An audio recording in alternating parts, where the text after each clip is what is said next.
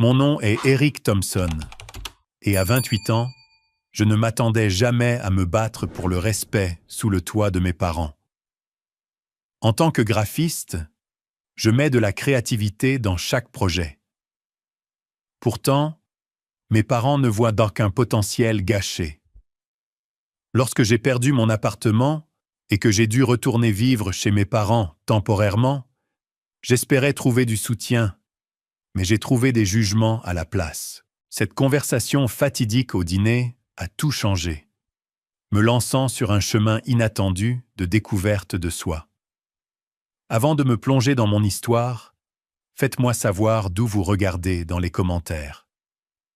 Cliquez sur j'aime et sur le bouton s'abonner si le drame familial vous touche de près et restez avec nous pour voir comment tenir bon peut transformer les relations à jamais.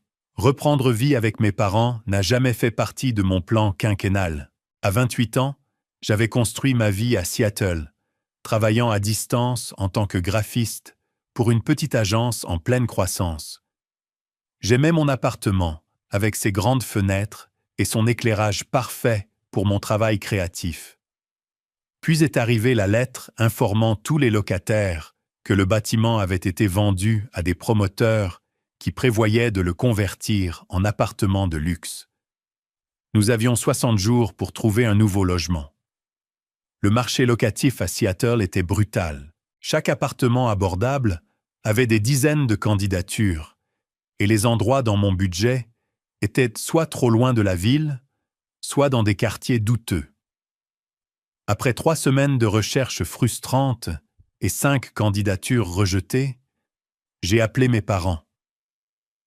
« Bien sûr, tu peux rester avec nous le temps de trouver tes repères, ma chérie, » a dit ma mère, Patricia, chaleureusement. « Ta vieille chambre ne fait que prendre la poussière de toute façon. » Mon père, James, était tout aussi accueillant lors de cet appel téléphonique initial. « Fils, c'est à cela que sert la famille. Reste aussi longtemps que tu as besoin pour te remettre sur pied. » Leur acceptation immédiate m'a apporté un sentiment de soulagement. J'ai emballé mes affaires, mis certains meubles en stockage et suis retourné dans la maison de banlieue où j'avais grandi, juste à l'extérieur de la ville. La maison ressemblait exactement à ce dont je me souvenais de mon enfance. La coloniale bleue à 2 étages, avec des bordures blanches et le jardin soigneusement entretenu de ma mère à l'avant. La première semaine s'est bien déroulée. Mes parents semblaient sincèrement heureux de me retrouver, et je veillais à exprimer ma gratitude quotidiennement. J'ai installé mon poste de travail dans ma vieille chambre, transformant l'espace qui abritait autrefois des posters de groupes de rock et d'équipes sportives en un bureau à domicile fonctionnel. Mes 2 moniteurs, mes graphiques, ma tablette et ma chaise ergonomique semblaient étrangement professionnels sur les murs bleus délavés que ma mère avait peints quand j'avais 12 ans. J'ai proposé de payer le loyer immédiatement, sortant mon chéquier dès le 2e soir au dîner. « Ah, ne sois pas idiot », a dit mon père en agitant la main. « Économise simplement ton argent pour trouver un bon endroit plus tôt. » J'ai insisté pour contribuer d'autres manières, en prenant en charge l'entretien de la pelouse et en aidant à la préparation des dîners. J'ai même réparé le robinet qui fuyait dans la salle de bain du bas qui goûtait depuis des mois. Ma mère semblait reconnaissante, mais j'ai surpris les regards échangés entre mes parents lorsqu'ils pensaient que je ne regardais pas. La désapprobation subtile a commencé pendant la 2e semaine. Cela a commencé par des questions innocentes sur mon emploi du temps de travail. « Tu restes juste assis devant cet ordinateur toute la journée ?» a demandé mon père au petit déjeuner. « Quand vas-tu vraiment au travail ?» J'ai réexpliqué que mon poste était entièrement à distance, me permettant de travailler de n'importe où avec une bonne connexion Internet. L'agence a un bureau physique au centre-ville, mais la plupart d'entre nous travaillent à domicile. « H » a-t-il répondu, son ton suggérant qu'il considérait cet arrangement comme moins légitime que le trajet domicile-travail. De mon temps, les gens allaient travailler, Comment sait-on si tu travailles vraiment? Par la qualité de mon travail et le respect de mes délais, ai-je expliqué patiemment. Mon équipe a des réunions virtuelles tout au long de la journée. Mon père, qui avait travaillé 35 ans comme responsable des ventes pour une entreprise de fabrication, ne pouvait manifestement pas concevoir une carrière sans présence physique. Il se levait tous les matins à 5h30, mettait son costume et parcourait 45 minutes de trajet dans chaque sens. C'était sa définition du vrai travail. Ma mère était plus subtile dans ses commentaires. Ça doit être agréable de sortir du lit et d'être au travail, disait-elle avec un sourire qui n'atteignait pas ses yeux.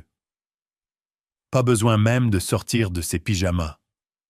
Pour l'anecdote, je m'habillais toujours professionnellement de la ceinture aux épaules pour les réunions vidéo et portais généralement des vêtements appropriés toute la journée pour maintenir un état d'esprit de travail. Mais expliquer cela à ma mère semblait défensif. Alors j'ai souri et hoché la tête.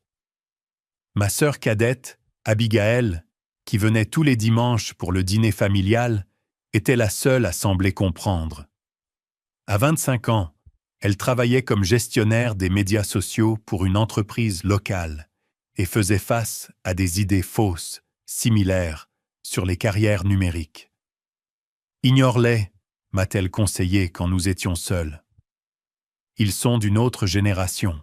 Papa imprime encore ses emails pour les lire. J'ai ri à cela, reconnaissant pour son soutien.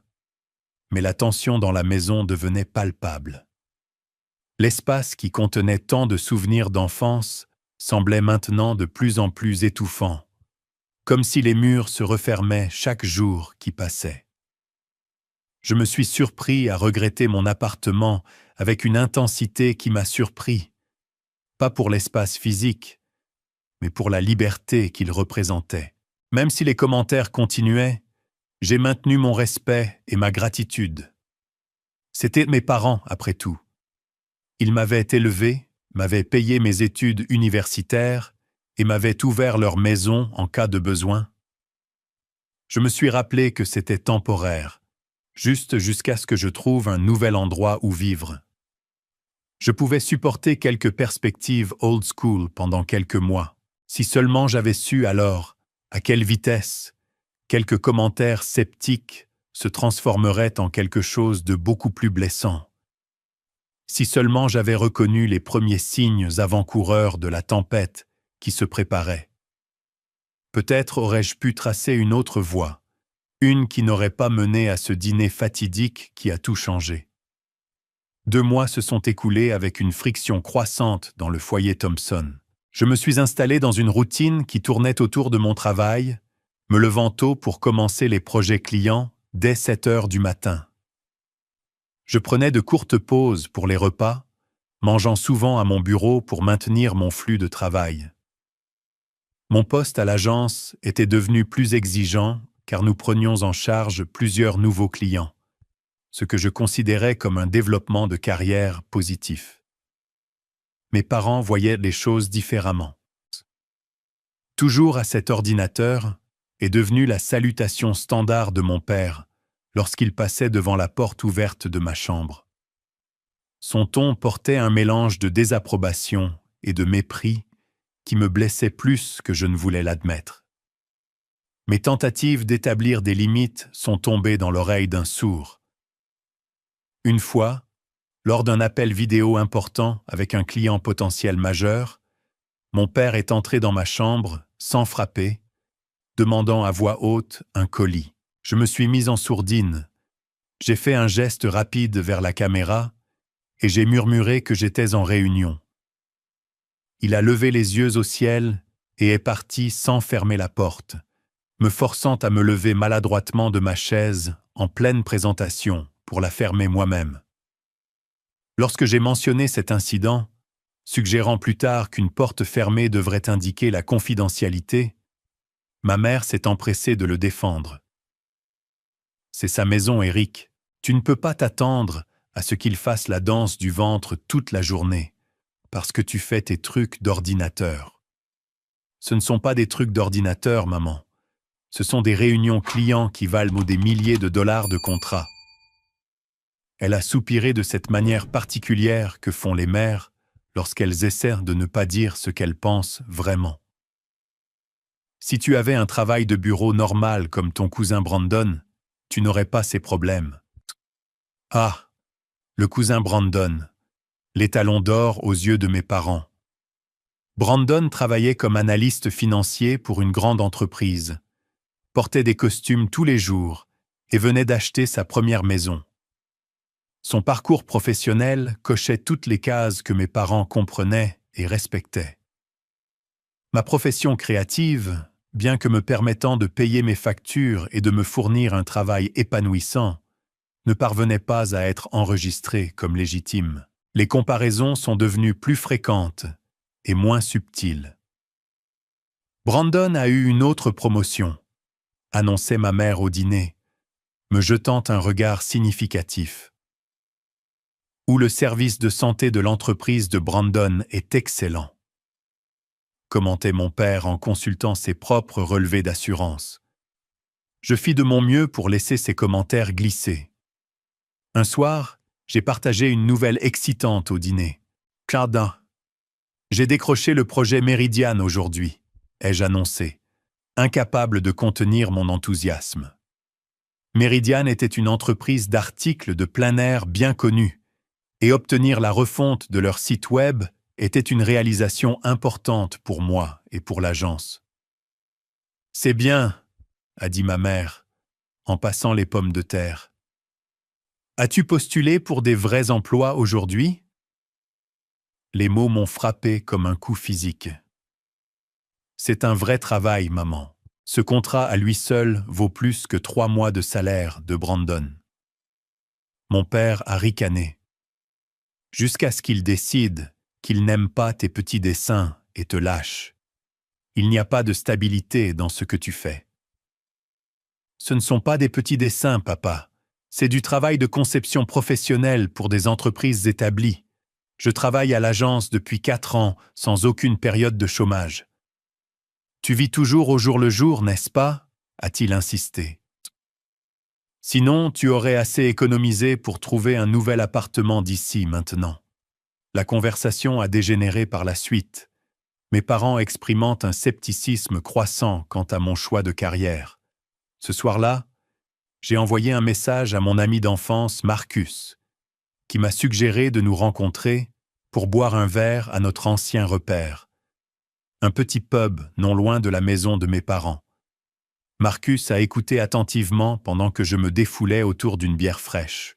L'éclairage tamisé et l'atmosphère familière du pub ont offert un bref répit à la tension à la maison. « Tu sais que tu peux venir dormir chez moi si les choses deviennent trop difficiles », a offert Marcus. « La chambre d'amis n'est pas grand-chose, mais elle est à toi si tu en as besoin. » J'ai été touché par sa générosité, mais j'ai refusé. « Merci, mais je devrais pouvoir trouver mon propre endroit bientôt. Et malgré tout, ce sont mes parents. Je ne veux pas endommager notre relation en partant en mauvais termes. » « Ne les laisse pas te miner, » m'a conseillé Marcus, l'inquiétude évidente dans son expression. « J'ai vu comment ton père peut être. Tu te souviens comment il a réagi quand tu as choisi l'école d'art plutôt que le commerce. » Je m'en souvenais. La situation actuelle commençait à ressembler à une répétition de ce conflit antérieur avec la déception de mon père et le soutien passif-agressif de ma mère à sa position. Certaines choses n'ont jamais changé. La semaine suivante a vu la tension s'intensifier davantage. Mes parents ont commencé à me désigner comme « poids mort » lorsqu'ils parlaient à des proches au téléphone, assez fort pour que je l'entende de ma chambre. Oui, Eric est toujours là. Pas de perspective d'emploi encore. Il fait juste ses trucs d'ordinateur toute la journée. L'ironie, c'est que ma carrière prospérait en réalité. J'avais pris des projets supplémentaires pour accélérer mes économies, travaillant tard le soir, après que mes parents soient allés se coucher. Le projet Meridian se déroulait exceptionnellement bien, le client demandant des services supplémentaires au-delà de la portée initiale. Mais rien de tout cela n'a enregistré auprès de mes parents qui semblaient déterminés à considérer mon travail comme rien de plus qu'un passe-temps prolongé.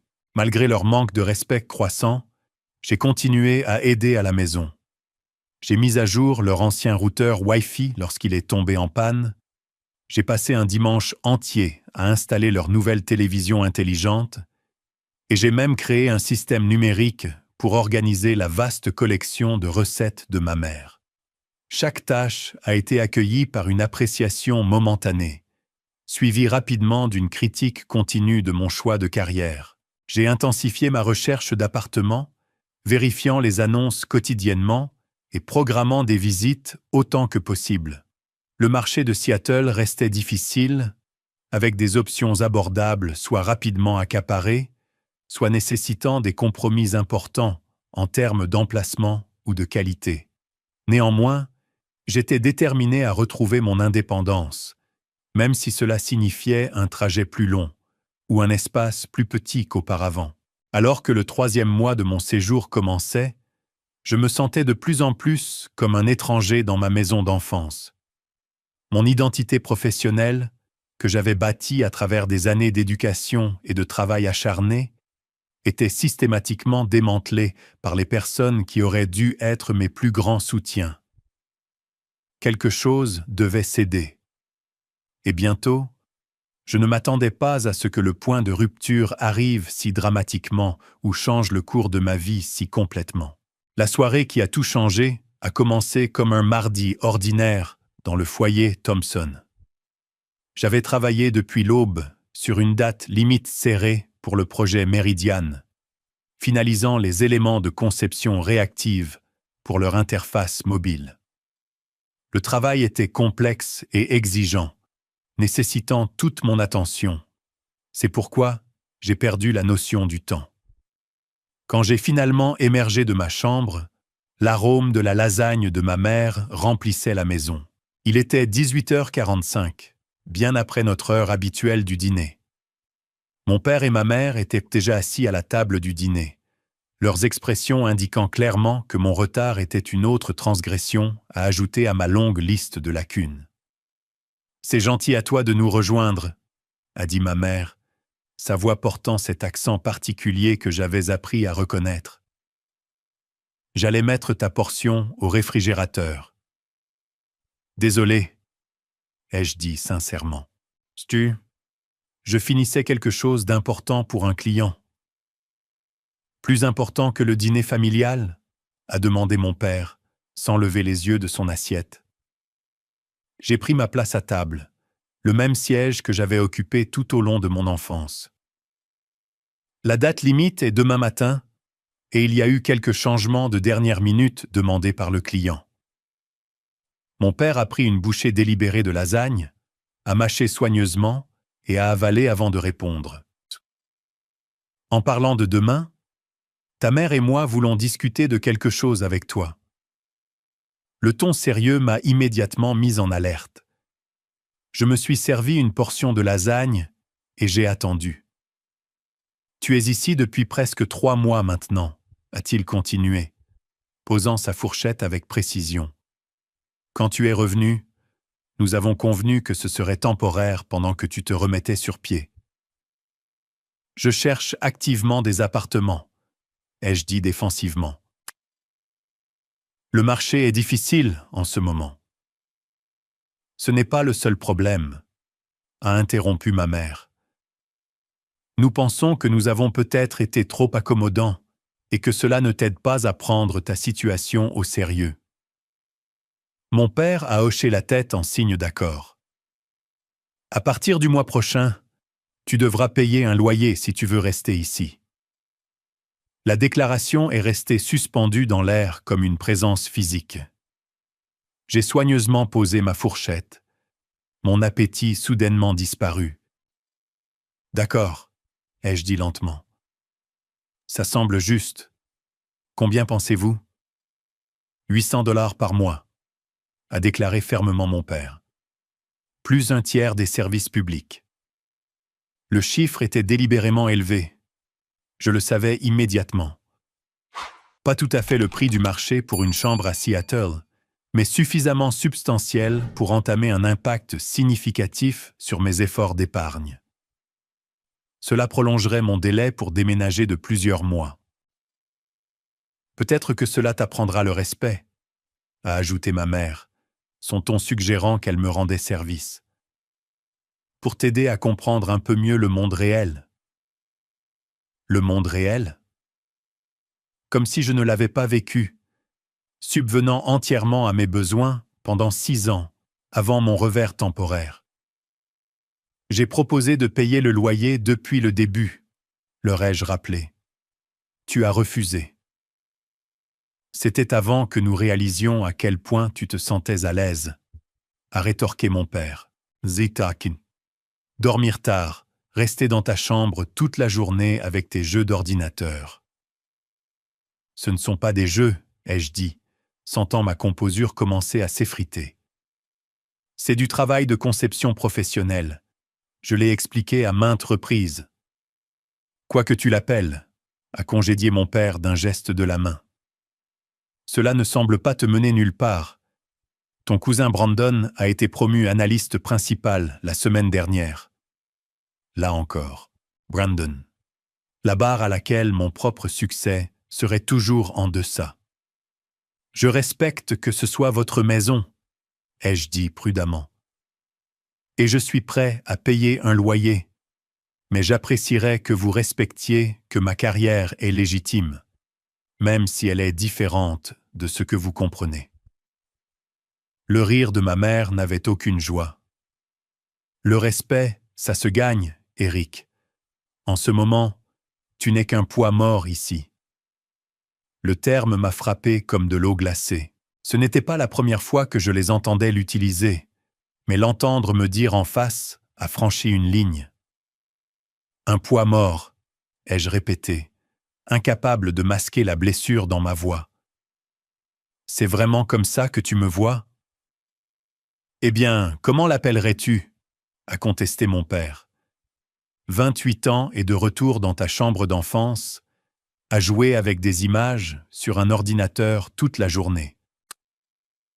Je l'appelle un professionnel qui traverse une transition de logement temporaire tout en maintenant un emploi à temps plein, ai-je répondu, ma voix plus ferme que ce que je ressentais. Je l'appelle un fils qui pensait que ses parents pourraient être solidaires en période difficile. Ne fais pas de drame, a soupiré ma mère. Nous sommes solidaires en te donnant une leçon de réalité. Ce passe-temps artistique n'est pas un cheminement de carrière. Ce n'est pas un passe-temps, ai-je dit, sentant quelque chose se briser en moi. J'ai un diplôme en graphisme. Je suis à la même agence depuis 4 ans. Je viens de conclure un contrat avec Meridian qui vaut plus que ce que papa gagne en un trimestre. Le visage de mon père s'est renfrogné. Maintenant, tu inventes juste des choses pour avoir l'air important. Ma sœur cadette Abigail, qui avait regardé cet échange en silence, a finalement parlé. En fait, papa, Eric a beaucoup de succès dans son domaine. Je suis son agence et ils sont très respectés. Reste en dehors de ça, Abigail, a répliqué ma mère. Tu ne comprends pas le monde réel non plus avec ton travail sur Facebook. Ce n'est pas un travail sur Facebook, a protesté Abigail. Je gère des campagnes de marketing complètes sur les médias sociaux. Ça suffit, a interrompu mon père. Le fait est, Eric, si tu veux continuer à vivre ici, tu paieras un loyer à partir du mois prochain. 800 $ dû le premier, et nous attendons de toi que tu commences à chercher un poste stable. J'ai regardé mes parents, ces gens qui m'avaient élevé, qui avaient autrefois soutenu mes intérêts et mes rêves.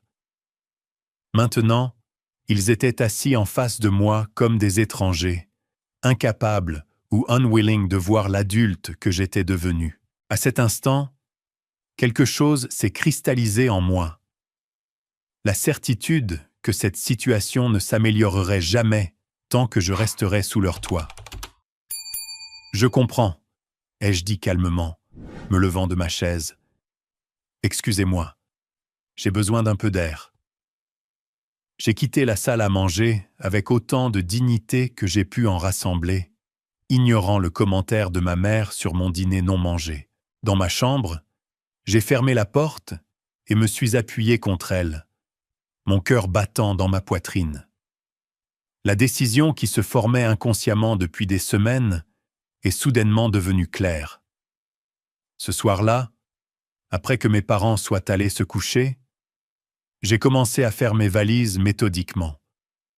Vêtements, objets personnels essentiels et, plus important encore, mon équipement de travail. J'ai travaillé en silence, efficacement, comme un homme avec un but plutôt que comme un homme en fuite vaincu. À 3 heures du matin, ma voiture était chargée de tout ce dont j'avais vraiment besoin. Les meubles et les objets non essentiels pouvaient attendre. Sur mon bureau, j'ai laissé une note. Maman et papa, j'ai décidé de retirer le poids mort de votre maison. Merci pour le refuge temporaire, mais je ne peux pas rester là où mon travail et mes choix sont si fondamentalement bafoués. Je vous contacterai une fois installé, Eric. J'ai jeté un dernier regard autour de la pièce, qui avait été témoin de mes rêves d'enfance et de mes humiliations récentes. Puis, je suis sorti calmement, fermant la porte d'entrée derrière moi. Alors que je m'éloignais dans l'obscurité de l'aube, j'ai ressenti un mélange complexe d'émotions. Du chagrin pour la relation que j'avais perdue, de l'anxiété face à l'avenir incertain, mais surtout un sentiment surprenant de libération. La rupture avait été faite. Il n'y avait plus de retour en arrière, seulement de l'avant, vers ce qui viendrait ensuite. La pâle lumière de l'aube perçait au-dessus de Seattle lorsque je suis arrivé à l'appartement de Marcus. Je lui avais envoyé un message juste avant de quitter la maison de mes parents, lui demandant si son offre d'hébergement temporaire était toujours disponible. Sa réponse immédiate « Viens ici. Les portes sont déverrouillées » a fourni le premier sourire sincère que j'avais ressenti depuis des jours. Marcus m'attendait à sa porte lorsque j'ai gravi péniblement les escaliers, un sac de sport sur l'épaule et une mallette d'ordinateur portable serrée protectrice contre ma poitrine. Il a jeté un coup d'œil à mon visage et m'a serré dans ses bras. « Putain, ils t'ont vraiment fait la misère, pas vrai ?» a-t-il dit, reculant pour m'aider avec mes sacs. « On pourrait dire ça, » ai-je répondu, l'épuisement me frappant soudainement comme un poids physique. « Merci pour ça, mec. Ça ne durera pas longtemps. »« Reste aussi longtemps que tu veux, » a insisté Marcus, me montrant sa chambre d'amis. L'espace était petit mais propre, avec un futon, un bureau et une petite commode. Ce n'est pas le Ritz, mais il y a le Wi-Fi, et personne ne t'appellera un poids mort. Ces 2 mots suffirent à ramener à la mémoire la douloureuse conversation du dîner. Je me suis laissé tomber lourdement sur le futon, la tête dans les mains. « Tu veux en parler ?» a demandé Marcus, appuyé contre le chambranle de la porte. « Pas encore », ai-je répondu honnêtement. « J'ai besoin de dormir puis de travailler. J'ai toujours une date limite ce matin. » Marcus a hoché la tête en signe de compréhension sans plus d'explication. « Repose-toi, nous réglerons le reste plus tard. » J'ai réussi à dormir 3 heures de sommeil agité avant que mon réveil interne ne me secoue. La date limite du projet Meridian approchait et la responsabilité professionnelle l'emportait sur la crise personnelle. J'ai installé mon ordinateur portable sur le petit bureau, connecté au Wi-Fi de Marcus, et me suis replongé dans le travail que j'avais abandonné la veille au soir. À midi, j'avais soumis le projet terminé et reçu une approbation enthousiaste du client. La victoire professionnelle, a fourni un léger contrepoids à la défaite émotionnelle de la nuit précédente. J'étais toujours un designer précieux, même si mes propres parents ne pouvaient pas le voir. Mon téléphone est resté éteint. Je n'étais pas prêt à gérer les messages qui pourraient m'attendre de ma famille. Au lieu de cela, je me suis concentré sur les préoccupations pratiques immédiates, trouver un logement permanent, récupérer mes affaires restantes et maintenir ma productivité professionnelle malgré le bouleversement. Marcus est rentré de son travail de kinésithérapeute ce soir-là, avec de la nourriture à emporter et une oreille attentive. Devant des boîtes de cuisine chinoise, j'ai finalement raconté toute l'histoire de la confrontation au dîner et de mon départ à minuit. « Je suis désolé que ça en soit arrivé là », a dit Marcus quand j'ai eu fini. « Mais honnêtement, je pense que tu as pris la bonne décision. Cette situation était toxique. »« Ce sont toujours mes parents, » ai-je dit, ressentant un tourbillon d'émotions compliquées. Je n'arrête pas de me demander si j'ai réagi de manière excessive. « Eric, ils t'ont appelé poids mort en face après avoir sapé ta carrière pendant des mois. Ce n'est pas juste un malentendu. C'est un manque de respect, pur et simple. » Entendre quelqu'un d'autre formuler ainsi la chose a contribué à solidifier ma résolution. Je n'avais pas réagi de manière excessive. J'avais finalement établi une limite qui aurait dû être établie beaucoup plus tôt. Le lendemain matin, j'ai commencé la recherche d'appartements sérieusement. Mon budget était serré, surtout sans le coussin financier que j'espérais construire en restant chez mes parents. Mais l'urgence de ma situation a apporté de la clarté sur les priorités. J'avais besoin d'un endroit qui puisse accueillir ma configuration de travail et qui soit à une distance raisonnable des réunions clients en personnes potentielles. Tout le reste était négociable. Après 2 jours de recherches intensives et 4 visites décevantes, j'ai trouvé un petit appartement studio dans un bâtiment industriel, converti à la périphérie du quartier de Capitol Hill. L'espace était minimal, une seule pièce avec des murs en briques apparentes, de hautes fenêtres et une petite kitchenette, plus une salle de bain qui pouvait être généreusement décrite comme compacte. Mais le loyer était dans mon budget, et le bâtiment offrait une entrée sécurisée et une connexion Internet fiable, une exigence essentielle pour mon travail. « Je le prends », ai-je dit au gestionnaire immobilier sans hésitation, signant le bail sur le champ et fournissant la caution avec mes économies. « Vous pouvez emménager immédiatement », m'a-t-elle informé, me remettant les clés. Le locataire précédent est parti il y a 2 semaines. Ce soir-là, j'ai finalement allumé mon téléphone. L'écran de notification s'est immédiatement rempli d'appels manqués et de messages textes. La plupart étaient corps de ma mère, leur ton évoluant de « Eric agacé ». Ceci est un comportement enfantin. Ah, inquiet.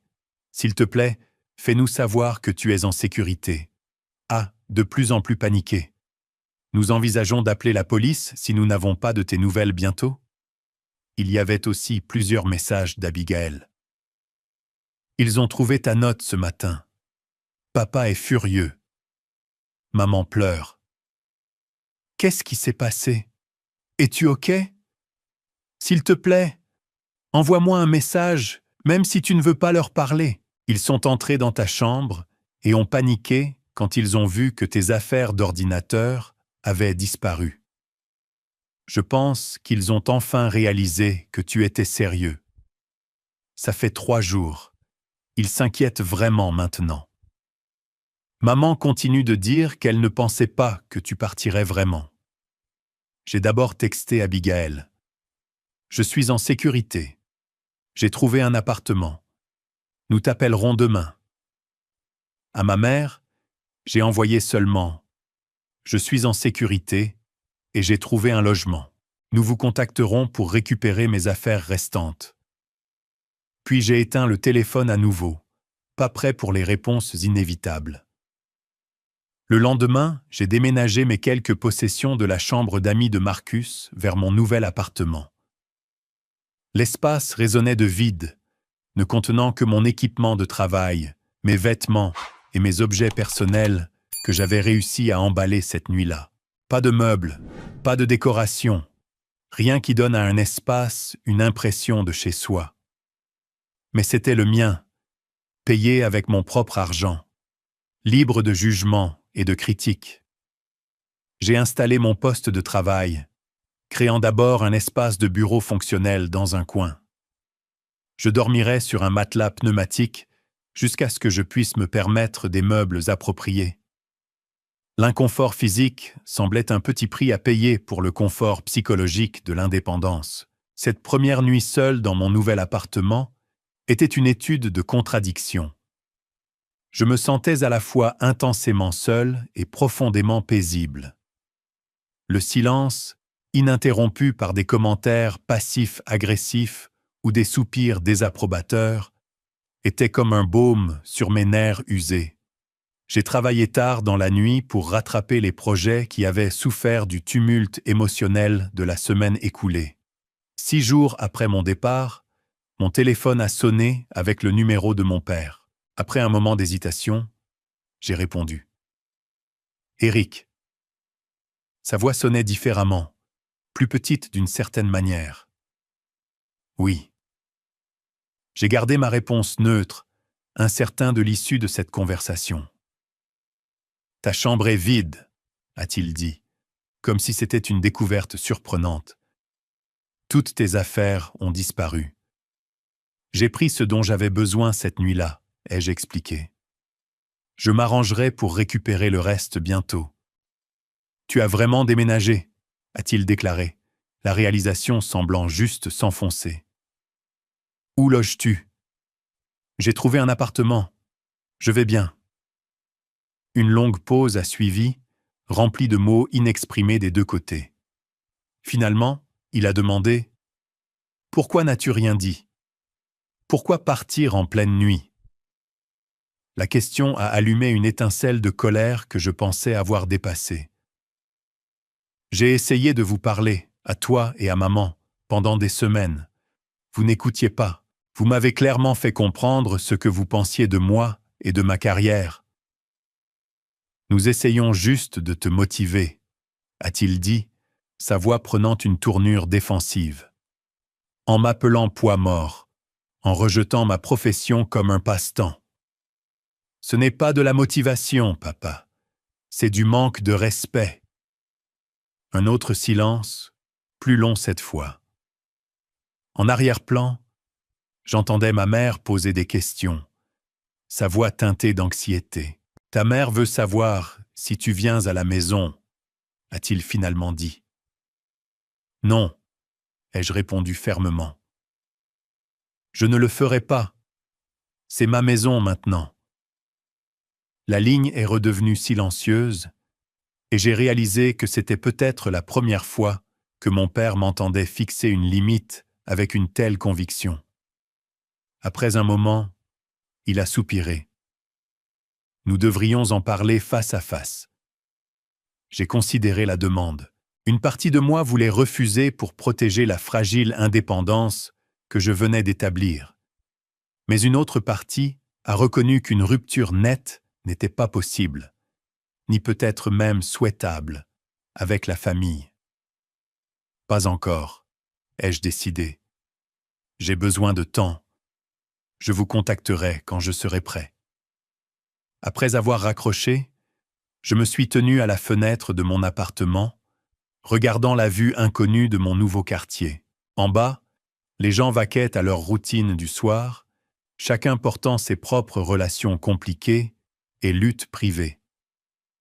J'étais juste un parmi beaucoup naviguant sur le terrain difficile entre obligations familiales et respect de soi. Mon téléphone a vibré avec un message d'Abigaël. J'ai entendu papa parler. Ils sont sous le choc. Je pense qu'ils réalisent enfin que tu es sérieux. J'ai tapé en retour.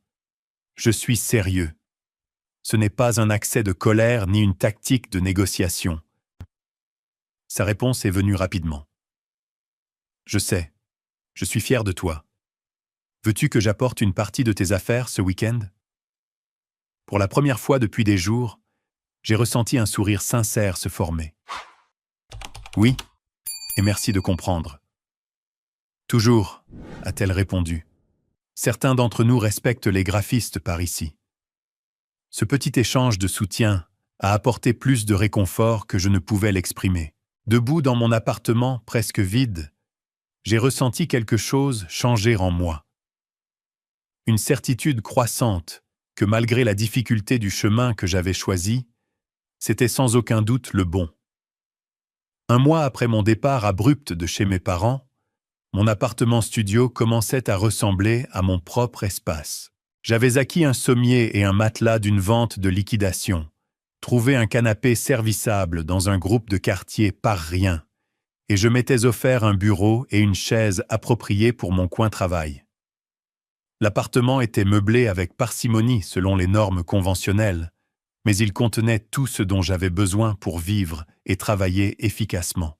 Plus important encore, ma vie professionnelle prospérait d'une manière que je n'avais pas anticipée, sans le courant constant de critiques et de jugements.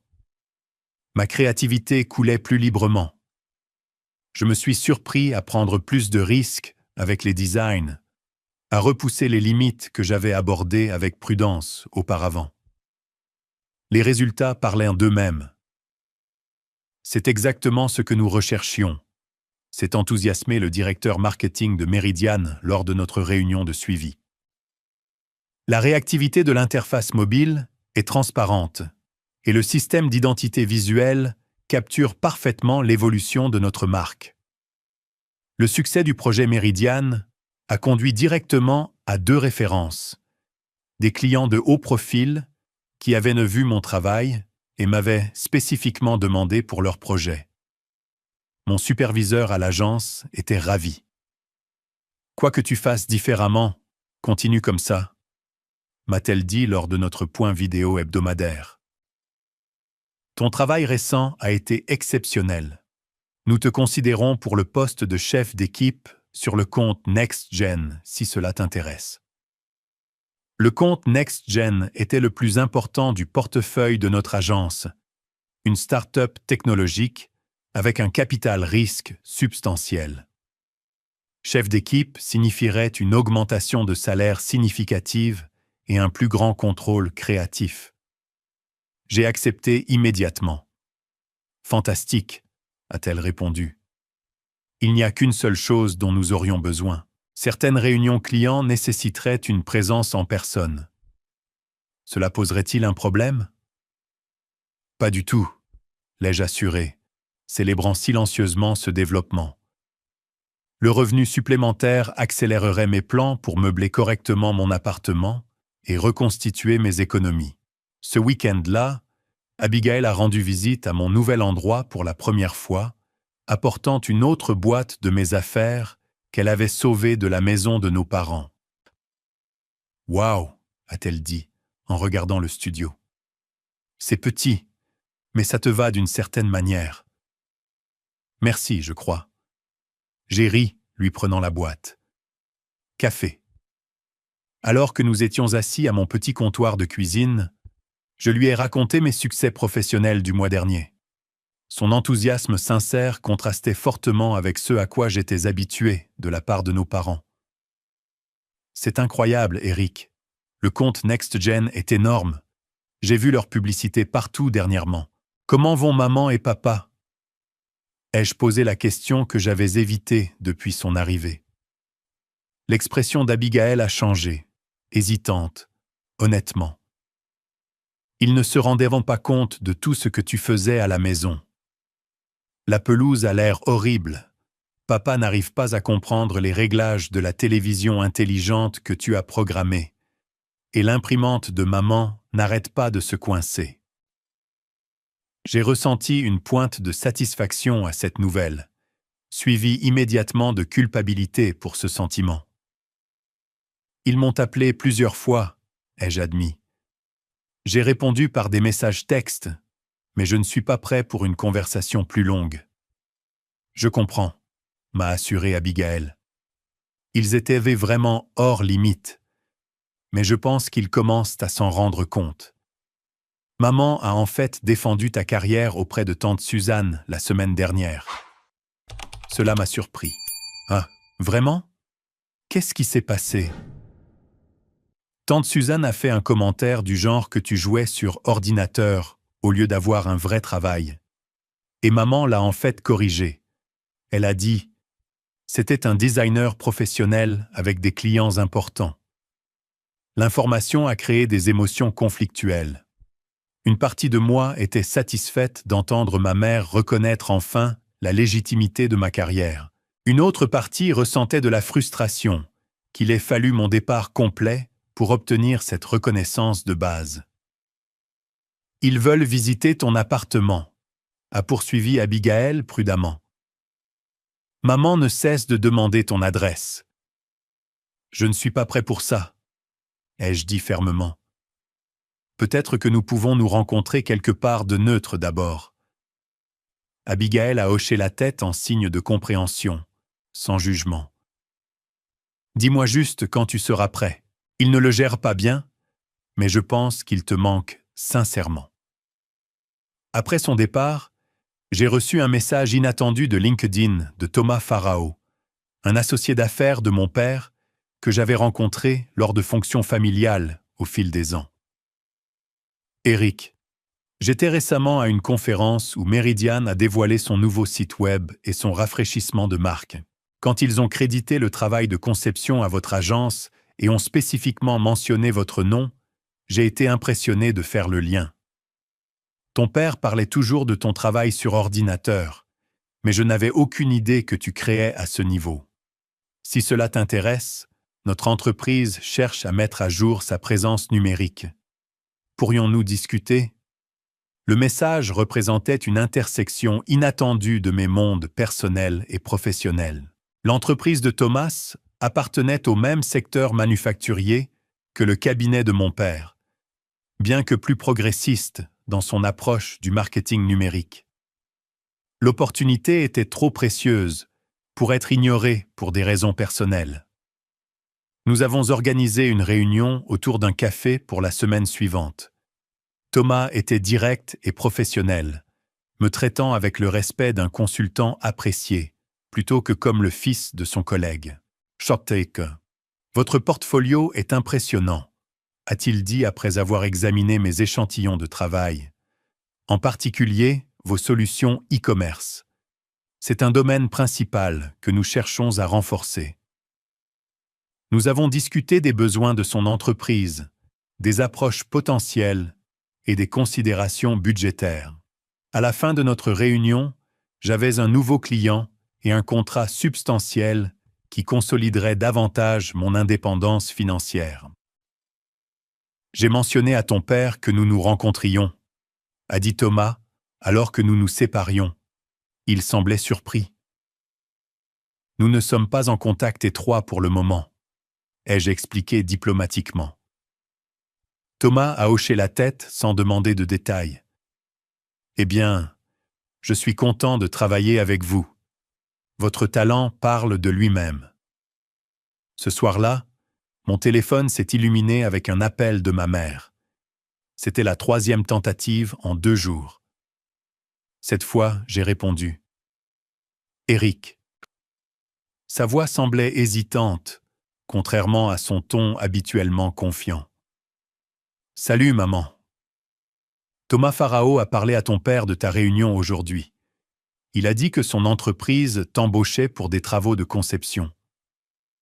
C'est exact, ai-je confirmé. C'est un projet important. Je ne comprends pas, a-t-elle dit, l'émotion s'infiltrant dans sa voix. Pourquoi travaillerais-tu avec les collègues de ton père, mais ne nous parlerais pas? C'est une relation professionnelle, maman. Je n'évite pas l'industrie de papa. J'évite le manque de respect que j'ai ressenti chez vous. Nous n'avons jamais voulu te manquer de respect, a-t-elle protesté, en appelant ma profession un passe-temps, en me comparant constamment à Brandon, en m'appelant poids mort. Sa respiration haletante était audible. Nous ne voulions pas dire ça littéralement. Les mots ont un sens, maman, et les vôtres étaient parfaitement clairs. La ligne est restée silencieuse un moment, avant qu'elle ne parle à nouveau. Sa voix plus petite. Ta chambre est toujours vide. Quand rentres-tu à la maison? La question a révélé à quel point elle comprenait fondamentalement la situation. Je suis à la maison, maman. C'est mon appartement, mon espace, ma vie indépendante. Je ne reviens pas vivre avec toi et papa. Mais pourquoi ta chambre est-elle vide? A-t-elle demandé, la confusion évidente dans son ton. Où sont toutes tes affaires? Abigail m'a aidé à les déplacer progressivement. J'ai pris l'essentiel cette première nuit. Un autre silence, plus long cette fois. Je ne pensais pas que tu partirais vraiment, a-t-elle finalement dit. Je pensais que tu faisais juste une déclaration. J'ai fait une déclaration, ai-je répondu. Et la déclaration était assez sérieuse pour agir. Vas-tu au moins nous rencontrer? A-t-elle demandé. Ton père et moi voulons te parler en personne. J'ai considéré la demande. Près d'un mois s'était écoulé, assez de temps pour que les réactions initiales se calment et que la perspective se développe des deux côtés. D'accord, ai-je convenu, mais pas à la maison. Rencontrons-nous au Westlake Coffee, au centre-ville, samedi à 11h01. Nous serons là, a-t-elle promis, le soulagement évident dans sa voix. Après avoir raccroché, je me suis assis à mon bureau, fixant le projet Meridian affiché sur mon moniteur. Le design qui avait été rejeté comme des trucs d'ordinateur lors du dîner chez mes parents m'apportait maintenant reconnaissance professionnelle, nouveaux clients et sécurité financière. L'ironie n'a pas échappé. Mon téléphone a vibré avec un message de mon père. Ta mère dit « Nous nous rencontrons samedi. Je suis impatient. » Le ton formel était typique de ces messages textes, n'offrant aucun indice sur ses pensées ou sentiments réels. Pendant un moment, je me suis demandé si la réunion était prématurée, si assez avait vraiment changé pour la rendre utile. Mais les éviter indéfiniment n'était pas non plus la réponse. Le samedi serait un point de départ, pour le meilleur ou pour le pire. L'atmosphère à l'intérieur de Westlake Coffee portait l'agréable arôme d'espresso fraîchement moulu et de pâtisserie, offrant une toile de fond réconfortante pour ce qui promettait d'être une conversation inconfortable. Je suis arrivé 15 minutes en avance, choisissant une table dans un coin qui offrait un peu d'intimité, tout en restant dans un espace public. J'ai commandé un latte et j'ai attendu, révisant les points de discussion potentiels dans mon esprit, comme si je me préparais à une réunion client difficile. Mes parents sont arrivés précisément à 11h01, la ponctualité de mon père étant l'un de ses traits prévisibles. Ils ont scanné le café avec anxiété avant de m'apercevoir dans le coin. Le visage de ma mère s'est illuminé d'un sourire qui semblait sincèrement soulagé, tandis que mon père conservait son expression réservée habituelle. Il semblait en quelque sorte plus petit que je ne m'en souvenais. Ou peut-être les voyais-je différemment maintenant. « Éric » a dit ma mère chaleureusement, tendant la main pour un câlin que j'ai rendu un peu maladroitement. « Tu as l'air bien. Tu as perdu du poids, » a observé mon père, me tendant la main pour une poignée de main formelle. « J'ai été occupé, » ai-je répondu, leur faisant signe de s'asseoir. « Voulez-vous commander d'abord ?» Une fois qu'ils furent revenus avec leur boisson, un silence gêné s'installa à notre table. Chacun semblait réticent à entamer la conversation difficile qui nous attendait. « Ton appartement » a finalement commencé ma mère. Abigail dit qu'il est sympa, mais très petit. « C'est un studio », ai-je confirmé. « Mais il a tout ce dont j'ai besoin, y compris un excellent éclairage naturel pour mon travail. » « Où est-il situé ?» a demandé mon père. « Dans le quartier de Capitol Hill », ai-je dit délibérément vague. Je n'étais pas encore prêt à partager mon adresse exacte. Cela doit être cher, a commenté son ton, suggérant une irresponsabilité financière de ma part. Je peux me le permettre, ai-je déclaré fermement, surtout avec ma récente promotion et mes nouveaux clients. Ma mère s'est penchée avidement. Abigail a mentionné quelque chose à propos d'une promotion. Qu'est-ce que cela signifie exactement dans ta profession?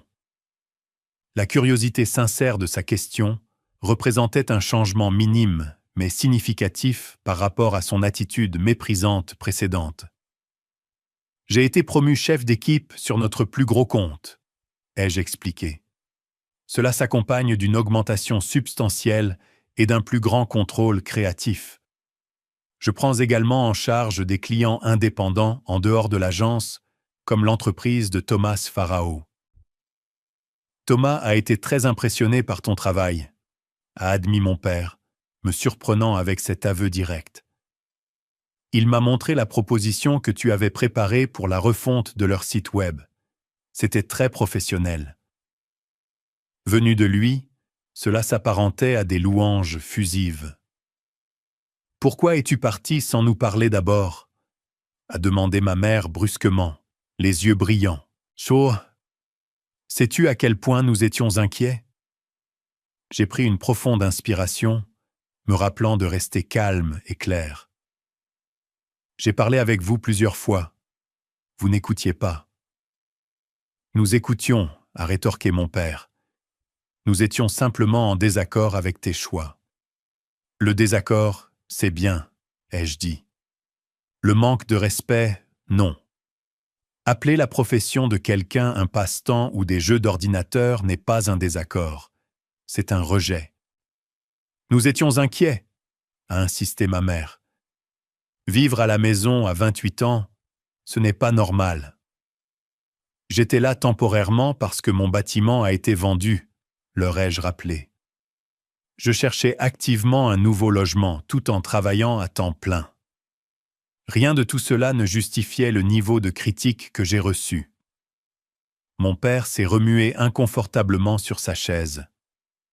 Peut-être avons-nous été un peu durs. Un peu, ai-je répété incrédule. Tu m'as appelé poids mort en face. Après des semaines à dénigrer ma carrière, à me comparer défavorablement à Brandon et à me traiter comme un échec, ma mère a tressailli au rappel. Nous ne voulions pas dire ça. Comment d'autres pouviez-vous le dire? Ai-je demandé. Les mots ont un sens, maman, et les vôtres étaient parfaitement clairs. Un silence tendu est tombé sur notre table. Mon père fixait son café comme s'il contenait des réponses, tandis que ma mère s'essuyait les yeux avec une serviette. « Nous voulons que tu rentres à la maison, » a-t-elle finalement dit. « Ce ne sera pas le cas, » ai-je répondu doucement mais fermement. « J'ai mon propre appartement maintenant. Je construis ma vie indépendante. »« Sans nous, » a déclaré mon père sèchement. « Cela dépend entièrement de toi, » ai-je rétorqué. Je ne t'exclus pas de ma vie. J'établis des limites sur la façon dont je mérite d'être traité. J'ai atteint mon sac à bandoulière et j'ai sorti ma tablette, ouvrant un portfolio numérique que j'avais préparé spécifiquement pour cette réunion. « Je veux vous montrer quelque chose, » ai-je dit, plaçant la tablette entre eux. « C'est le travail que vous avez rejeté comme des jeux d'ordinateur et des petits dessins. » Le portfolio affichait mes projets récents, y compris le site web Meridian, les interfaces d'applications mobiles pour plusieurs marques bien connues et des supports de marketing numérique qui avaient considérablement augmenté les taux de conversion des clients. Chaque projet comprenait des témoignages clients et des indicateurs de performance. Cette dernière diapositive montre ma croissance de revenus au cours des 3 dernières années, ai-je expliqué en passant à l'image finale. Comme vous pouvez le voir, ma carrière n'est pas seulement stable, mais elle est en croissance constante. La baisse que vous voyez en avril, c'est quand j'ai dû quitter mon appartement et gérer le stress de vivre dans un environnement non solidaire. Mon père a étudié les graphiques avec l'attention qu'il réservait habituellement à ses propres rapports commerciaux. Ces chiffres sont exacts, a-t-il demandé, son ton passant du sceptique à la surprise. Ils sont directement tirés de mes déclarations de revenus et des valeurs contractuelles, ai-je confirmé. Je gagne plus maintenant que le cousin Brandon d'ailleurs, ce qui n'est pas que ça devrait importer. L'expression de ma mère était passée de défensive à contemplative, alors qu'elle faisait défiler le portfolio. Ce sont vraiment de belles choses, a-t-elle admis, s'arrêtant sur un système d'identité de marque que j'avais créé pour une entreprise d'aliments biologiques. Je n'avais aucune idée que c'était ce que tu faisais. C'est le problème, ai-je dit calmement. Vous n'avez jamais demandé. Vous avez supposé. Mon père s'est éclairci la gorge, manifestement mal à l'aise avec la direction de la conversation. Ta mère et moi avons discuté et nous réalisons que nous avons peut-être été injustes dans notre évaluation de ta situation. Venu de lui, cela s'apparentait à des excuses profondes. Nous aimerions que tu reviennes à la maison, a ajouté rapidement ma mère. Pas de loyer, pas de critique. Promis. J'ai secoué la tête. J'apprécie l'offre, mais ce n'est pas possible. J'ai signé un bail, installé mon espace de travail et établi mon indépendance. Revenir en arrière n'est pas une option. Alors qu'est-ce que tu veux de nous ? A demandé mon père, la frustration se glissant dans sa voix. Le respect, ai-je répondu simplement. La reconnaissance que mes choix et ma carrière sont valides, même s'ils sont différents de ce que vous comprenez ou choisiriez pour moi. Je veux une relation entre adultes, pas une séance de jugement continu. Ma mère a tendu la main par-dessus la table pour toucher la mienne. Nous te respectons, Eric. Nous sommes fiers de toi. Nous l'avons simplement mal montré. Très mal, ai-je convenu. Mais j'ai retourné son geste avec une légère pression de sa main. Il faudra du temps pour reconstruire la confiance. Qu'est-ce qui se passe maintenant ? A demandé mon père, toujours pragmatique, cherchant des étapes concrètes. Maintenant, nous recommençons, ai-je suggéré avec des limites claires et un respect mutuel. J'aimerais avoir une relation avec vous deux, mais cela doit être une relation qui reconnaît qui je suis réellement, et non qui vous souhaitez que je sois. Et qui es-tu ? A-t-il posé la question, étonnamment sincère. Je suis un graphiste prospère qui aime son travail. Je suis indépendant, responsable et bon dans ce que je fais. Je suis ton fils, mais je suis aussi ma propre personne, avec mon propre chemin. Mon père a hoché la tête lentement, semblant vraiment me voir. Peut-être pour la première fois, depuis que j'avais choisi l'école d'art, plutôt que le diplôme en commerce qu'il préférait. Il y a autre chose que tu devrais savoir, ai-je ajouté, décidant de mettre toutes mes cartes sur la table. Cocotan. L'entreprise pour laquelle je fais du travail de conception, Thomas Farao. Ce sont des concurrents directs de votre entreprise dans le domaine numérique. Ils mettent en œuvre des stratégies que votre entreprise a résisté à adopter. Les sourcils de mon père se sont levés de surprise. Thomas n'en a pas parlé, parce qu'il reconnaît une bonne stratégie commerciale quand il en voit une, ai-je répondu sans m'excuser. Son entreprise grandit alors que la vôtre peine à s'adapter aux conditions changeantes du marché. Plutôt que la réaction défensive que j'attendais, mon père a paru pensif. Peut-être devrions-nous en discuter plus en détail. Ta perspective pourrait être précieuse. Cette concession, l'aveu que j'avais peut-être des idées professionnelles dignes de considération, a représenté un changement sismique dans notre relation. Je serais heureux de partager mes réflexions, ai-je offert professionnellement. Alors que notre réunion touchait à sa fin, La tension qui avait dominé la conversation initiale s'était transformée en quelque chose de plus complexe, un pont timide se construisant entre les attentes traditionnelles de mes parents et ma réalité actuelle. « Viendras-tu dîner dimanche prochain ?» a demandé ma mère avec espoir. Juste un dîner, sans pression, sans critique. J'ai considéré l'invitation. Oui, ai-je décidé. Mais je conduirai moi-même et je partirai quand je serai prêt à partir. Bien sûr, a-t-elle accepté rapidement. Tout ce qui te met à l'aise. Alors que nous nous levions pour partir, mon père a fait quelque chose d'inattendu. Il a tendu la main, non pas pour une autre poignée de main formelle, mais en tenant une carte de visite. « C'est ridicule », a-t-il dit grognon, me donnant la carte de visite de mon fils. Mais peut-être pourrions-nous discuter de certaines de ces stratégies numériques que tu as mentionnées professionnellement. J'ai accepté la carte, la reconnaissant comme sa version d'un rameau d'olivier. J'aimerais ça. Dehors, au café, nous nous sommes séparés avec des accolades timides et des promesses de nous parler bientôt. Alors que je les regardais monter dans leur voiture, je n'ai ressenti ni triomphe, ni colère persistante, mais plutôt un espoir tranquille que peut-être nous avions trouvé le début d'une relation nouvelle, plus authentique, fondée sur le respect mutuel plutôt que sur l'attente et l'obligation. 6 mois après notre rencontre au café, mon appartement studio s'était transformé en un chez-soi confortable qui reflétait à la fois mon esthétique personnelle et mon identité professionnelle. Les murs en briques apparentes arboraient désormais des impressions encadrées de mes projets de conception préférés aux côtés de photographies de moments significatifs.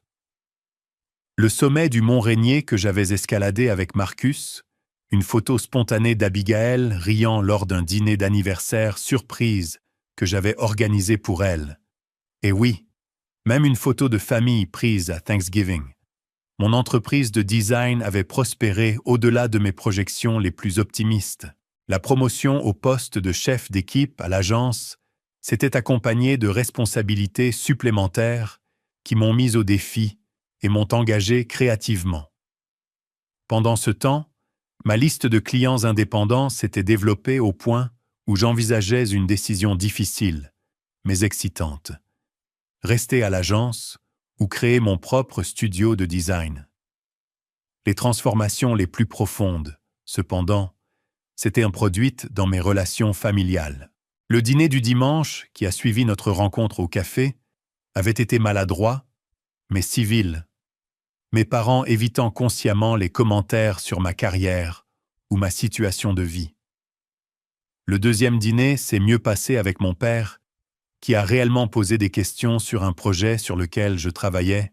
Au troisième dîner mensuel, ma mère avait fièrement montré les nouvelles cartes de visite que j'avais conçues pour sa petite entreprise de pâtisserie d'appoint, disant à son ami au téléphone « Mon fils, le designer, les a créées.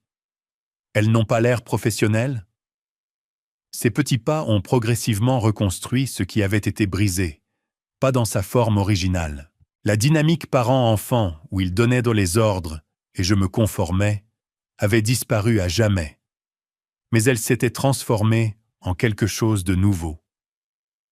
Une relation entre adultes qui partagèrent du sang et une histoire, mais se respectaient mutuellement leurs chemins séparés. J'organise le dîner ce dimanche, ai-je dit à mes parents lors de notre appel téléphonique hebdomadaire, une pratique que nous avions établie pour maintenir une communication régulière dans mon appartement. Je voudrais que vous veniez tous les deux. Il y eut une brève pause, avant que ma mère ne réponde avec enthousiasme. Nous serions ravis. Pouvons-nous apporter quelque chose ? Juste vous-même, les ai-je assurés, et un esprit ouvert.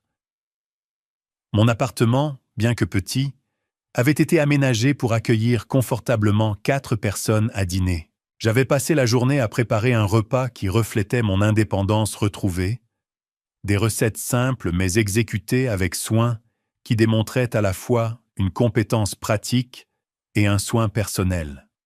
Quand mes parents sont arrivés, accompagnés d'Abigail, leur réaction à mon espace était révélatrice. « C'est en fait assez agréable », a commenté mon père, examinant la disposition efficace et les touches personnalisées. « Tu as fait beaucoup avec une superficie limitée.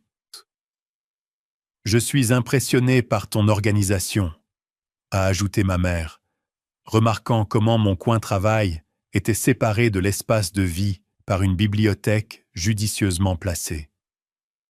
Ça semble beaucoup plus grand que ce que je pensais. Pendant le dîner, la conversation a coulé plus naturellement qu'elle ne l'avait fait depuis des années, abordant les nouvelles de la famille, les événements actuels et oui, mes récents succès professionnels.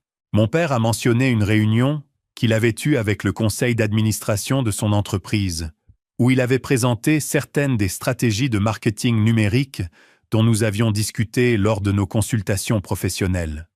Ils étaient résistants au début, a-t-il admis, mais les chiffres ont fait un argument convaincant. Nous mettons en œuvre la première phase au prochain trimestre. C'est fantastique, ai-je répondu, sincèrement ravi de sa volonté de s'adapter. Le marché évolue si rapidement que l'adaptabilité devient le principal avantage concurrentiel.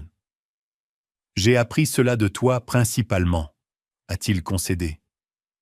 La simple admission qu'il avait appris quelque chose de précieux de moi représentait une évolution profonde dans notre relation.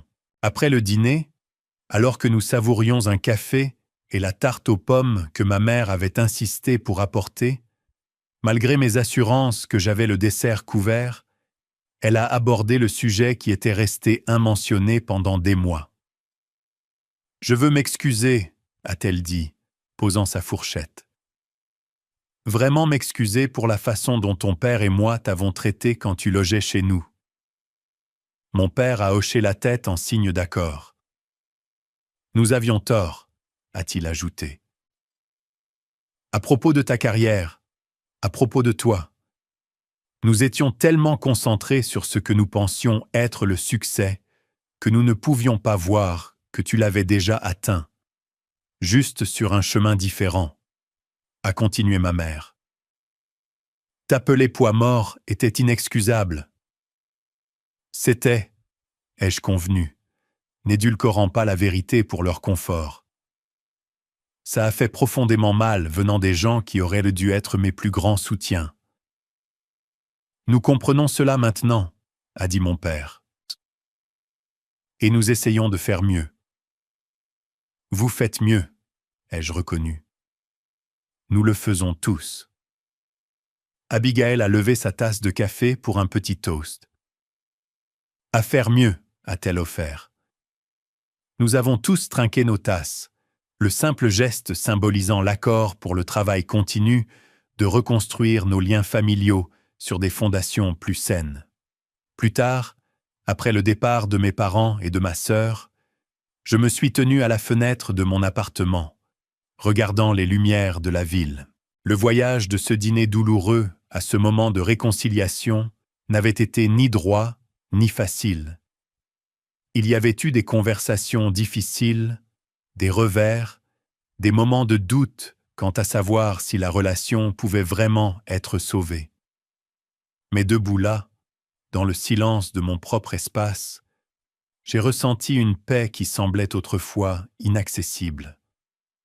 La plus grande leçon que j'avais apprise ne concernait pas la dynamique familiale, ni même le respect de soi, bien que ceci soit important. La compréhension la plus profonde était que des relations significatives exigent à la fois des limites et des ponts. Vous avez besoin du courage d'établir le traitement que vous n'accepterez pas, mais aussi de la sagesse de construire des passerelles vers la connexion lorsqu'un changement authentique se produit. Ma carrière a continué de progresser, apportant sécurité financière et épanouissement créatif. 3 mois après notre dîner, j'ai pris la décision de lancer mon propre studio de design, en conservant mon poste à l'agence à temps partiel, tout en développant ma clientèle indépendante. Mon père dans un geste qui en disait long sur notre relation transformée, a proposé d'examiner mon plan d'affaires et a fourni des aperçus précieux de ses années d'expérience en gestion. Ma mère, qui avait autrefois rejeté mon travail comme des jeux d'ordinateur, partageait maintenant fièrement mon site web professionnel avec ses amis et sa famille, me présentant comme mon fils, l'entrepreneur, avec une fierté sincère dans sa voix. Le voyage de ce dîner fatidique à ma réalité actuelle avait été transformateur, non pas parce que je leur avais prouvé qu'ils avaient tort, mais parce que nous avions tous grandi dans notre compréhension du respect, de la reconnaissance et des nombreux chemins valides qu'une vie réussie peut emprunter. Parfois, la chose la plus aimante que vous puissiez faire pour vous-même et pour votre famille est de partir, non pas avec colère ou rejet permanent, mais comme une déclaration claire que certains traitements sont inacceptables. L'espace créé par cette limite peut devenir le fondement de quelque chose de nouveau, quelque chose de plus sain, plus authentique et finalement plus aimant que ce qui existait auparavant. Debout dans mon appartement ce soir-là, entouré de la vie que j'avais construite par mes propres efforts et choix, j'ai ressenti de la gratitude à la fois pour le catalyseur douloureux qui avait forcé le changement et pour la volonté de ma famille d'évoluer avec moi. Nous ne retournerions jamais au passé avec sa relation hiérarchique et son autorité incontestée. Au lieu de cela, nous avions créé quelque chose de plus précieux, une famille d'égaux, liée par l'amour et le respect plutôt que par l'obligation et l'attente. Avez-vous déjà dû fixer des limites difficiles avec des personnes que vous aimez? Partagez votre expérience dans les commentaires ci-dessous. Si cette histoire vous a touché, cliquez sur j'aime et abonnez-vous pour entendre d'autres parcours de vie authentiques. Rappelez-vous que parfois, les conversations les plus difficiles mènent à la croissance la plus significative. Merci d'avoir écouté mon histoire et j'espère qu'elle vous apportera une certaine perspective ou un certain réconfort si vous êtes confronté à des défis similaires dans vos propres relations.